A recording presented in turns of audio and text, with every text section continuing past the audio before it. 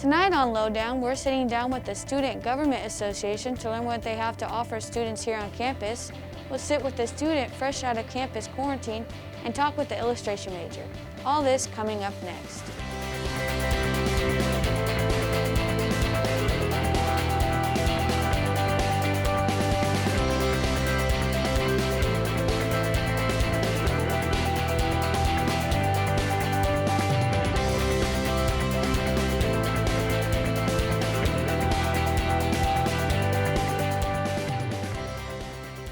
Welcome back to Lowdown, a show by the students of the University of Central Missouri in Warrensburg.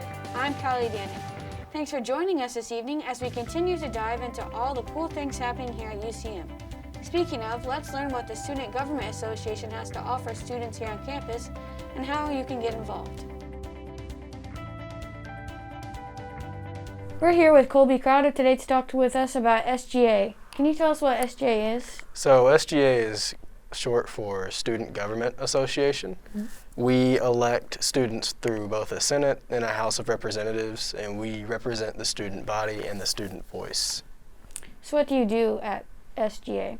So I specifically am on the executive board. I am the treasurer this year. I am in charge of the budget, and we oversee really what's going on with the functions of student life. We try to, the general body members attempt to see what's going on campus and bring forth legislation to try to enhance student life here on campus.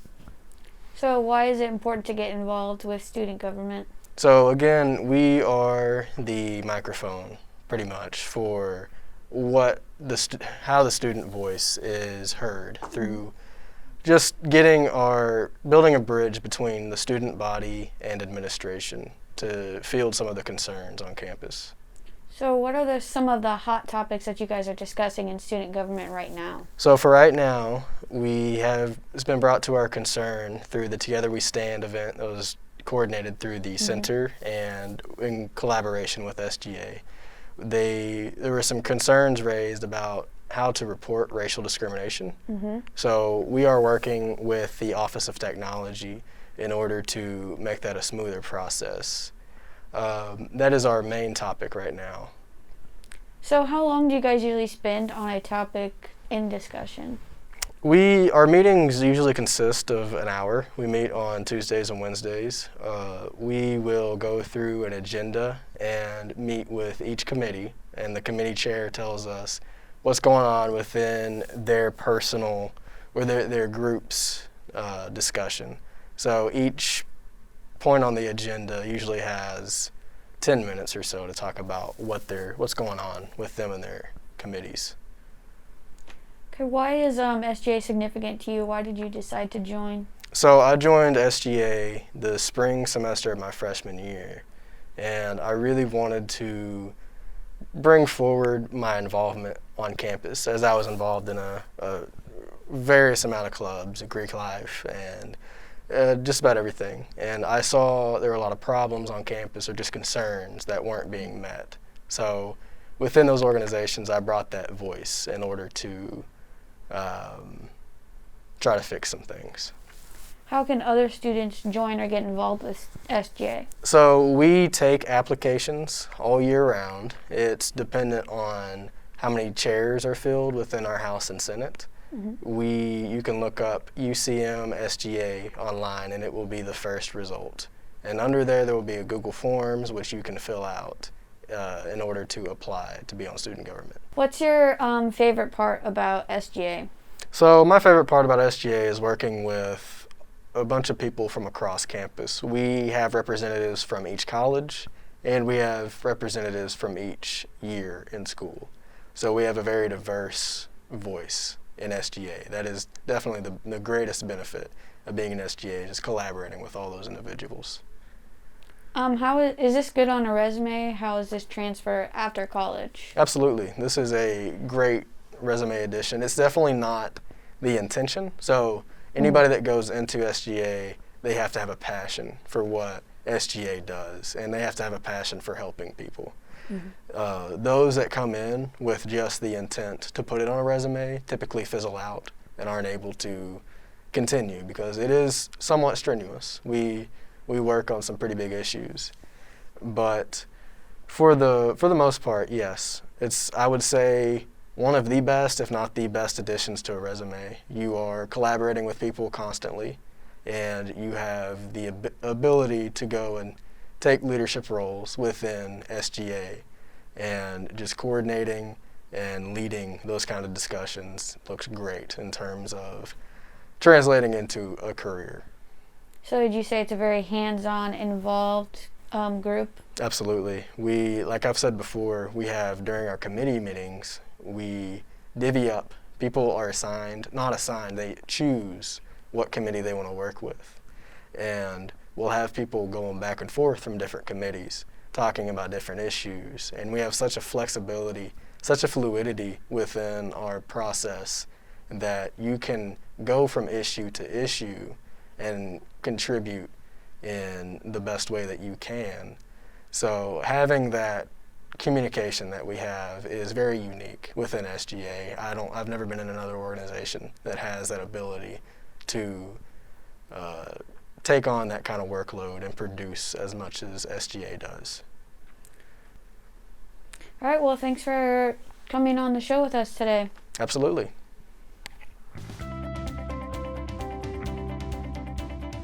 We're here with Macy Wallace to talk about quarantining in the dorms.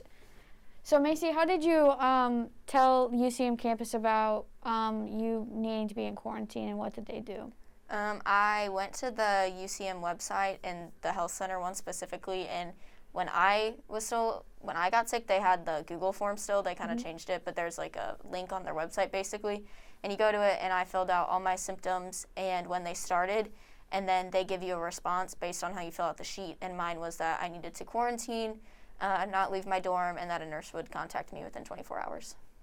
Okay, what happens after the 24 hours?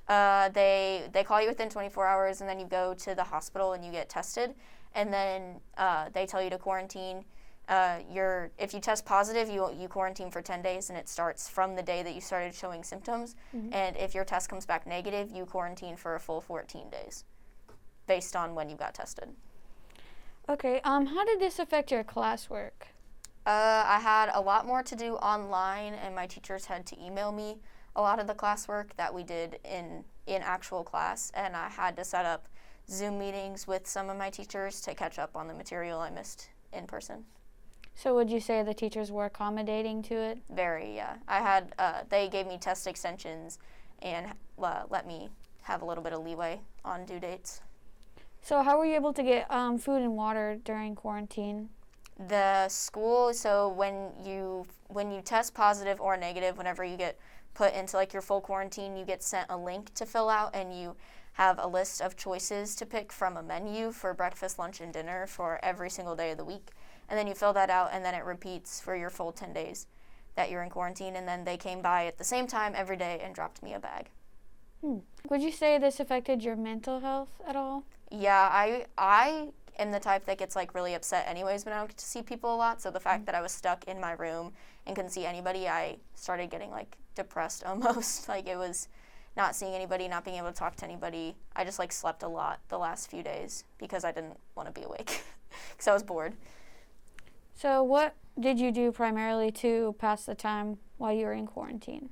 I did my homework every morning when I woke up, but I usually got that done before noon. So then I watched a lot of Netflix or football, but mainly Netflix. I watched a lot of Grey's Anatomy. That's nice. So what would you say for advice to somebody else that might find themselves in a similar situation? FaceTime your friends a lot and ask them to like bring you food, like Venmo them, and then just ask them to leave it outside your door, because like McDonald's is going to taste a lot better than the dining hall food, so at least you'll be kind of happy that you're eating something that's not dining hall food. And just like find little things to do, like clean your room, reorganize stuff, and pick a really good show to watch. Can you tell us how you think you got corona? So when the Monday I got back from Labor Day, I was hanging out in the community area of my dorm, sitting on one of those little couches with somebody, and neither of us were wearing our masks, and we sat there and talked for like 45 minutes. And then when I tested positive, I texted them to just be like, hey, just so you know, I tested positive, and they told me that they ran a fever Tuesday, and I hung out with them Monday, and I was like, oh, okay, so I definitely got it from you, because then they ended up testing positive. So did you end up telling other people that you had come into contact about it afterwards? Yep, I told all 6 of the people that I'd hung out with in that time frame, because I didn't start showing symptoms until Thursday, and they all had to quarantine, but none of them tested positive, and none of them ever showed symptoms. So how was the test for you? Was it painful or? When I got tested, I had to do a COVID test and a strep test, and the strep test was definitely worse. Because the COVID test, they tell you to take a deep breath in, and then on the deep breath in is when they get, they stick the Q-tip up there, and then they don't even, move it around like they do a strep test. They just take it right out. So it burns a little bit, but nothing crazy like some of the people have said. So nothing to worry about. Don't be afraid to get tested. No, it doesn't hurt at all. But unless you show symptoms, they won't have you get tested. If, let's say I'd hung out with you in the time that I was symptomatic, if they'll call you because I gave them your name, but if you are saying you're not showing any symptoms, they'll just have you quarantine, so they don't have you get tested unless you show symptoms, which is why you have to quarantine for the full 14 days, because you could be asymptomatic and not know it. Okay. Well, thanks for talking with us today. Yeah, no problem. Thank you.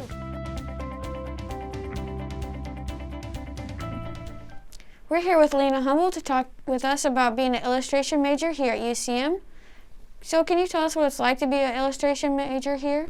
It's really nice because it's nice, a nice small community, and I get to know everybody. I know most of my peers on first name basis, and I've had at least 10 conversations with everybody, and so it's really cool to be able to do that, where in most universities I would have no idea who most the people are, maybe one or two, but it's really nice that I even am really on good talking terms with my professors too, which is really nice. So it's good to have a smaller student ratio. I really like it. How would you say it's different, illustration as a major is different than other art majors here at UCM? Illustration, I find as I'm taking more classes that allow me to have more of an illustration freedom to it, I notice that I'm a lot happier with the work I'm making, and I feel a little bit more free. And this is kind of why I chose the difference between graphic design and illustration, was because I felt with graphic design it was very I had to do what everyone what my clients wanted me to do rather than what I kind of wanted myself to do. And I sound selfish, but I like to do what I like to do, and I'll adjust due to curriculum and stuff. But yeah, I just like doing work. So do you have a specific idea on what you want to do with illustration, or is that still in the works? So after college, I want to, or even before, my goal is to at least do one convention before I graduate, and I want to be able to sell work online. Pins and buttons and prints and stuff of different pop culture things, or just illustration personal works, stuff like that. Are you in any clubs related to art on campus? Yeah, I'm the president of the Student Artists Coalition, which is SAC on campus. I was VP for the past year, and just this fall I became the president after our previous president graduated. So it's been really fun. I'm hoping, and I'm more excited to do things as we go on. We just did our first t-shirt night last night, and everyone had a blast, which was a total relief for me. Yeah. How would you describe your style to other people? So I really revel in early 2000s luxury, think Bratz and that kind of thing. That's my aesthetic. I love looking at early America's Next Top Model, with all the fancy stuff. I just love it. And then also I really like horror aspects. Junji Ito is a really cool artist. He does Japanese manga. And I just mixing those two kind of styles, whether because my art can go from very pink and very nice and friendly to very dark and line work based, and it's a nice mixture, and I'm applying it to most things in my life. So where would you say you go to get most of your inspiration for your pieces? I mainly look back at art history. That's where I go for most inspiration for my pieces. Like I just looked at a Goya piece for a possible project for one of my print classes. And then right now I'm working on a Muka piece for my life drawing class. And so just pulling like different artists, the bigger repertoire you have, like the easier it is to work on stuff. And so I'm also very art history based. And so like having that library is very, very nice. Just a wide variety of different types of art. What would you say is your favorite medium to work with? I really like traditional, like pen and pencil, and then I also really like watercolor. Typically for my other works, I will like do it pen and paper, traditionally take a photo, especially if I'm doing it digitally, and then move it into digital and not even sketch on my iPad. I'll just do it digitally first. How did you get your start working in art? How long ago back did you start? So I have been drawing since I was about 3 or 4. I actually didn't really have a lot of access to a lot of art like practices up until like late high school or in like college. And so I was basically self-taught up until like my sophomore or junior year, because before that like I went to private school and like they like everything had to be exactly how they wanted it, and if you didn't do everything that they wanted, you get docked points. And so I really didn't have any like artistic liberties except for like on my own stuff I would draw until I got to college. And so I think in this past like 2 years I've really flourished, and I can definitely tell like from high school to now like where I stand. And so it's really cool to see. How has the pandemic affected the class environment for you? I miss my friends. That's the biggest thing, is a lot of my friends I can't see as much anymore unless I have classes with them, which is kind of, as it's getting rarer and rarer since my major's narrowing down, and also my friends are taking other classes. I know I was supposed to take one of my illustration classes this semester, and me and my friend were supposed to take it, but the professor took a sabbatical, and so I had to switch out of that class into another one. So that one was interesting. That definitely impacted my major, like requirement-wise. But I'm picking right back up. I took another class and I'll be okay. But I definitely, like, I miss my professors. Like, one of my favorite professors is completely online, and I miss her so much, and I'm so excited to see her again. I just want to give her a hug. Yeah. What would you say is an important characteristic for an artist to have? I feel like having, like, resilience is a really good, like, aspect to have, because you're constantly, like, being told, like my parents always tell me, like, how I might not make money and all this stuff. Like, you just kind of have to believe in yourself, and you just have Trust to the process. Trust the process, and, like, just keep working on it, and just don't give up. Basically, it's really hard, and, like, I've definitely been in that kind of mindset before, and I think after my sophomore review was when it, like, I kind of just, like, pushed past it, which was really cool. Well, thanks for talking with us today. Hello, I'm David here with Lowdown. Today we have Christian with us to talk about his radio show. Christian, you just go ahead and say your full name and your major. Okay, my name is Christian Mitchell. I'm a digital media productions major with an emphasis in audio. I did spend quite a lot of time in music tech, and then talking with them. Basically, I'm getting out of school 2.5 years earlier because I'm a transfer student, so I decided I'm doing that. So I understand you have a radio show on the Beats. I do. What is it called? What's it about? Well, the name of my show is The Come Up. I like to feature, underground artists, small artists. Right now, my primary focus is on local musicians. So I have made friends with a 6-piece band, and right now what we're doing is each week I'm bringing one of them on, I'm playing their music, we're talking about their influences, we're playing some of their influences, and then after I've made it all the way through everybody, I'm hoping to be able to do a live stream concert event with them during my scheduled time slot. What other local artists have you had? Well, so far, this is the only one. I do know a few musicians out of Kansas City. The only one that might be recognizable would be Dreamgirl. They're actually out of St. Joe, but I actually went to high school with most of them. That's about all I have to say about that.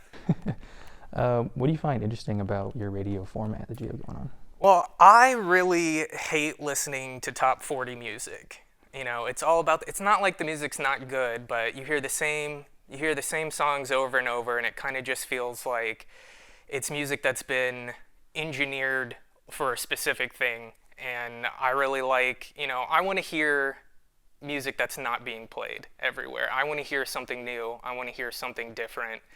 And so that's why, that's my focus on my radio show.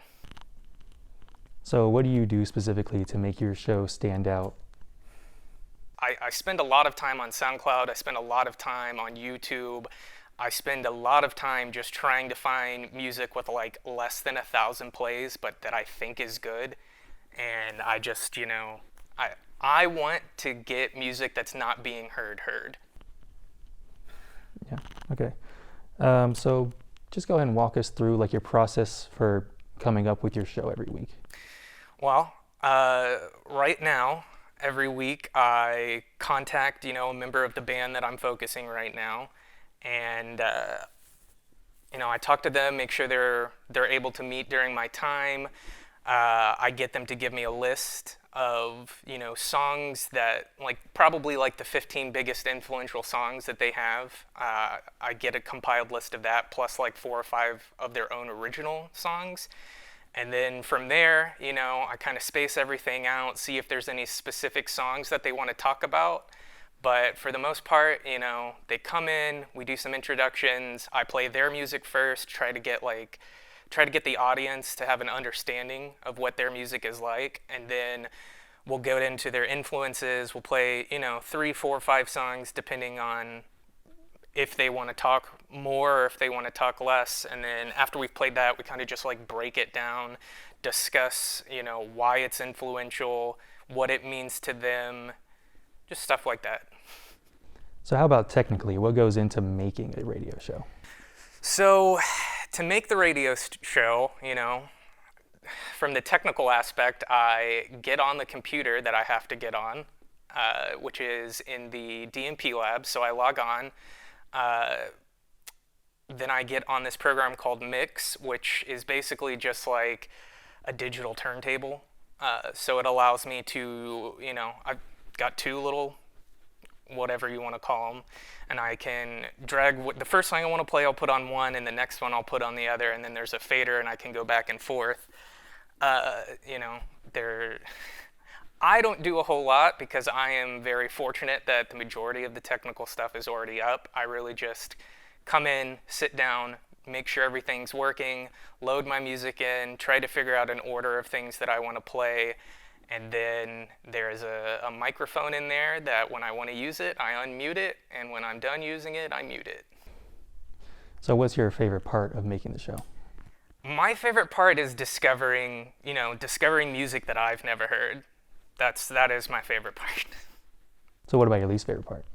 My least favorite part is probably, being on a weekly, this is when I have to, I don't like being on a schedule. I know it's helpful, having a routine is nice, but my least favorite part is that there is I literally have a 2-hour time crunch each week that I have to have everything done. I have to be working on it, and there's no second chance when it comes to that. It's all live, it's all happening as it's happening, and there's no post-editing that I can do to make things sound better. So radio can be kind of like this enclosed process, unless you have guests. So have you had to make any accommodations for COVID-19? So far, I haven't had to do anything specific. I do, I talk to my guests each week, make sure they're comfortable being in the same room. If they're not, I do have a contingency plan for that, which is to just set them up in their own room, across the hall from where I'm at, and then I'll have to, run my mic cables over to them, and that's just another level of troubleshooting to make sure everything's working right I have to do. But that's pretty much the only thing I've really had to do differently. Is radio something you've always wanted to do? No, I don't really, my heart is not in radio. It is fun. Now that I've been a radio host, I see the allure. Like, if I could just go anywhere and, be talent on air, that's pretty easy to do. It is a little, I do have anxiety. It's not like unmanageable, but the more I've done it, the more comfortable I've gotten, and I feel like if this did turn into my career, I'd be happy with it, but that's just not what my focus is. Do you feel like this has maybe prepared you for maybe what you want to do in the future? A little bit, a lot of the, transmitting and the technical side of things, I've already used I've used some of the things I've learned about radio production in my current job, which I will continue to have after I graduate. I'm just working for a live production company, so I'm not the head audio engineer, but I'm one of the main audio engineers for them. Recently, we did do a partnership with a small radio station in the Lake of the Ozarks. We covered a car show, actually, and so basically I had to take their feed and then transmit it into the sound system that we put up speed, but it was all on a specific radio frequency, and I just had to make sure each individual transmitter and receiver was lined up well, and if I didn't know anything about radio, I wouldn't have known what I was doing. Thank you for being here. Thanks for having me. All right, this is David from Lowdown. See you next time. Unfortunately, that's all the time we have for tonight. But don't fear, the show in its entirety and individual segments can be found on our KMOS TV YouTube page. Thanks for joining us this evening. I'm Kylie Dannett. Good night.